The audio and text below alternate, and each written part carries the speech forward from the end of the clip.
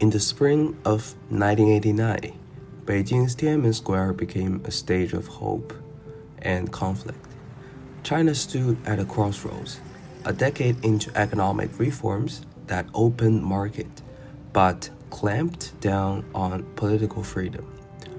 Within the Chinese Communist Party, a fierce struggle between reformists and conservatives shapes the nation's past. The death of Hu Yaobang sparked students' protests, igniting a battle over China's future, a battle that ended in tragedy. The 1980s transformed China. Deng Xiaoping's economic reforms lifted millions from poverty, but political control remained iconoclast, creating tension with the party. Reformists led by Hu Yaobang and later Zhao Ziyang pushed for political openness, free speech, and anti-corruption measures to match economic progress. Hu Yaobang, as General Secretary, championed the intellectual freedom, earning the admiration for students but alarming party elders.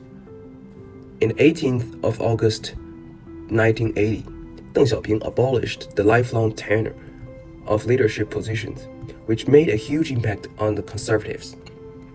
In 1987, conservatives forced Hu's resignation, accusing him of fueling students' unrest. His outstain deepened the party's divide, setting the stage for conflict. On April 15, 1989, Hu Yaobang died for a heart attack. Students flooded Tiananmen Square to mourn, seeing him as a symbol of reformist hope. 胡耀邦同志追悼会开始，默哀。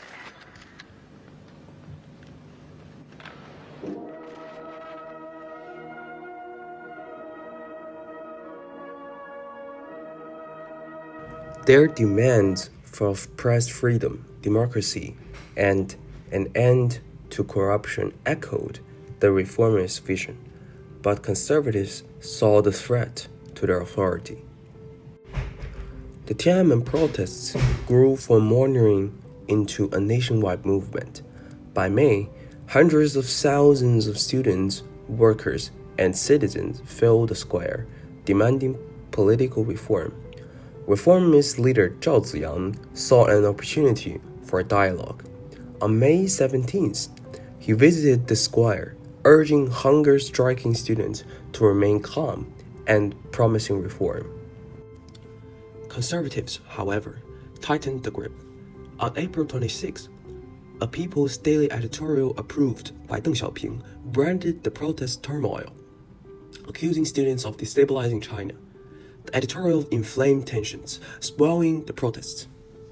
Conservatives also cracked down the reformist media, shutting down the World Economic Herald for supporting students, a move led by conservatives leader Jiang Zemin. The reformist-conservative clash reached its peak in June. On June 3rd to 4th, 1989, the military cleared Tiananmen Square. Clashes along Chang'an Avenue, especially at Muxidi, left hundreds to thousands die. Though the exact toll remains unknown. On June the 5th, a long man known as Tank Man stood before a tank column, embodying defiance. Hospital figures indicates that at least 300 have died. The figure may be as high as 3,000 or more. Many were civilians who went into the street unarmed to challenge the military and were mowed down by machine gun fire or run over by tanks. But amazingly, people were still defying the army today. Richard Roth has one story. It was noontime today in the center of Beijing when a man walked to the middle of the Avenue of Eternal Peace, which, as it happened, was already occupied. He walked to the middle and stood there. The man was alone. The tank was not.